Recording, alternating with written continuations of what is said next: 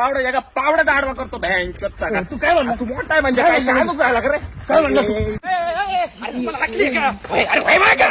भाई मागं. तू सोड रे. भाई मागं. काय मागं? जायला. अरे तुम्ही एवढं तरी बरं आहे, एका आईच्या पोटचे आहे तुम्ही दोघं बी. सख्खे भाऊ आहे ना तुम्ही. अरे लहानपणी तुम्ही एकामेकाला घास फोडून विसरत नव्हते आणि उलच्या केवढ्या बांधाच्या एवढ्या एवढ्या तुकड्यावरून भांडणं करते. मारी द्या का एकामेकाला, मारी द्या. अरे आज तर तुम्ही आला ना, त्याला 13 दिवस सुतक धरावं लागेल, लक्षात राहू दे. आणि त्याला काही झालं तर उद्या तूच त्याला घेऊन पाळणार आहे. त्याला सांग ना, त्याला सांग ना.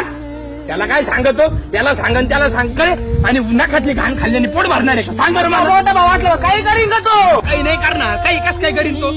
आवडवाणी करू नका. उलच्या तुकड्यासाठी कायला जीव घाता एकामेकाचा?